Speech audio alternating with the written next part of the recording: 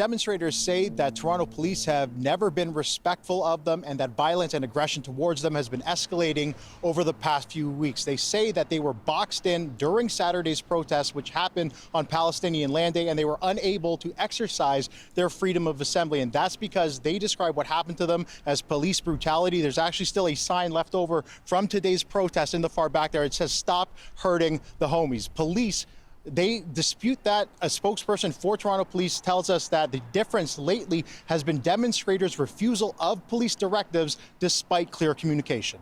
Free, free Palestine! Free, free Palestine! We will continue to fill the streets day by day as we fight for our people back home in Gaza.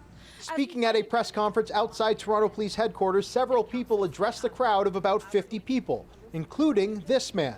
His eye still blackened, an injury he says happened while being assaulted by police. Let him go! A video snippet captured on Saturday shows officers lifting him to his feet. Here's what he says happened before. And I was grabbed by my head, pushed over the police line, forcibly thrown to the ground, and I just felt several bodies on top of me, beating me, punching me, kicking me.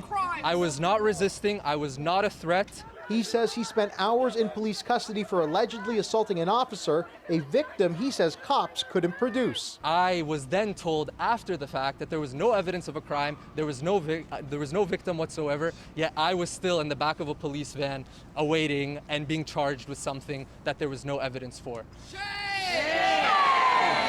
He isn't facing any charges. Neither is Salim Elawa, who says he was also taken down by police. When I was de-escalating the situation, I was grabbed by the police officer from behind and assaulted. Then I was surrounded by 3 officers who tackled me so hard to the ground that my hearing aid fell out. The officer then stepped on my hearing aid. On Saturday, police arrested 7 people. 3 were released unconditionally. 1 man was turned over to the OPP for an unrelated matter. 1 man was arrested for allegedly operating a truck with occupants in the bed while it was in motion, considered stunt driving in accordance with the Highway Traffic Act. Hands off the Middle East! But that is something that demonstrators have been doing all along. Toronto police suddenly, out of the blue, became very concerned for our road safety. Truly, kudos to the Toronto police for following someone's orders. Police, though, say they've been warning demonstrators for months that this would not be tolerated. Meanwhile, 2 women are each facing a charge of assaulting an officer with a weapon, one for allegedly throwing horse manure at officers, and another for allegedly using a flagpole to attack a cop. The Toronto police has no credibility. They are liars, and what they say cannot be trusted. This organizer referencing a police takedown last December. Video shows officers putting a knee on the neck and head of a man and stomping on his glasses. Police said at the time it reviewed all available footage, and at no time did an officer place a knee on the suspect's neck. I do not trust the accounts of the Toronto police. I trust the accounts of my community members who have come out and said the Toronto police arrested them for quote-unquote assaulting officers, when in reality they came back and said no victim could be found.